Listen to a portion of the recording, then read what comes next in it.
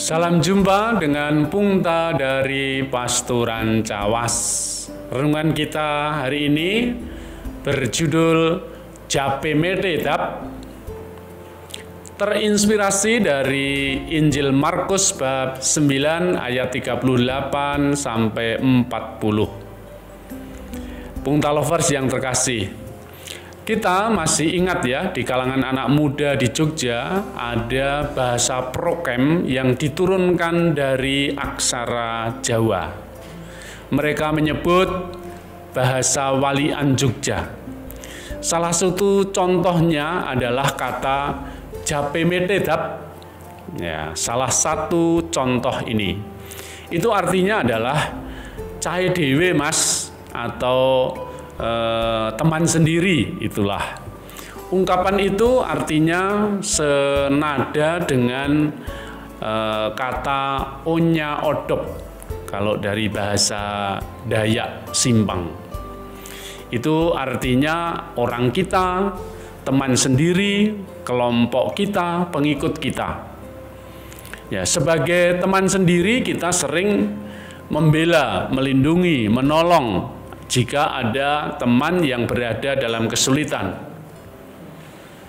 Itulah ungkapan Jape Mete atau onya odop, orang kita, kawan kita, teman kita sendiri. Misalnya kita pernah mendengar ada orang yang mengatakan bahwa di kayu salib itu ada jin kafir. Ungkapan itu sontak menimbulkan kegaduhan. Ada yang protes, tidak terima, merasa dihina, bahkan ada yang melaporkannya ke polisi.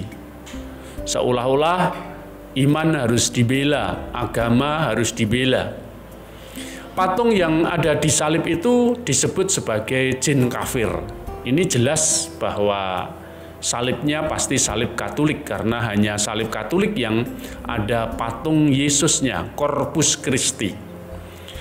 Tetapi memandang kasus ini tidak sedikit reaksi yang bijaksana dengan memberi pengampunan dan tetap mengasihi orang yang menghina Tuhan Yesus. Mengapa demikian? Perikop Injil hari ini mungkin bisa mencerahkan kita untuk bisa merenungkan peristiwa-peristiwa di sekitar kita.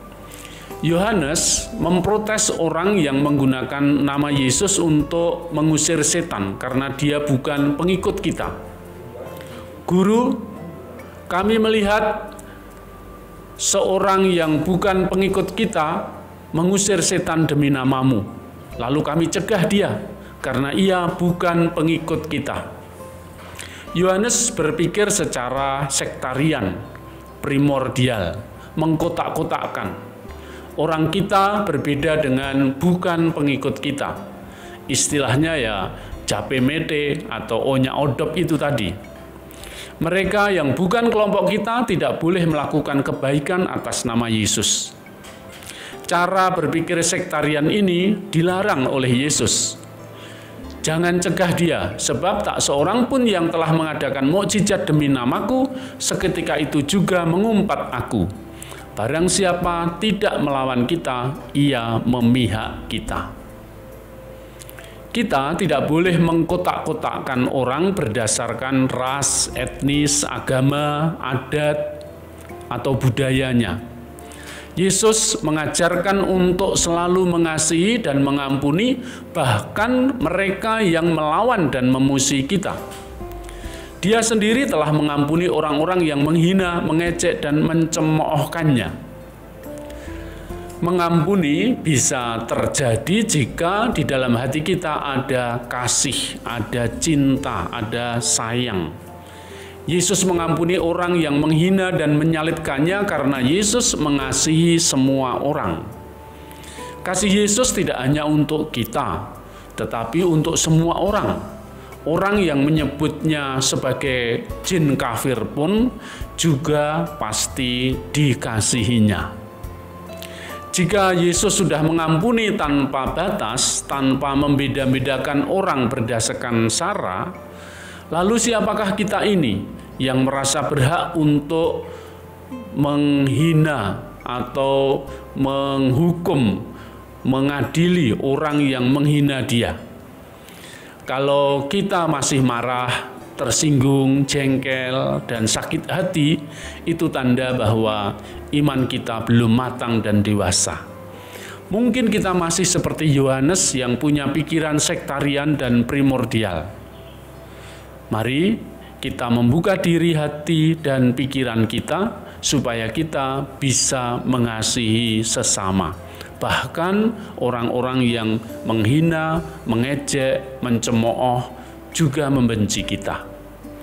Yesus menjadi teladan bagi kita semua untuk mengasihi siapapun juga, bahkan juga musuh-musuhnya.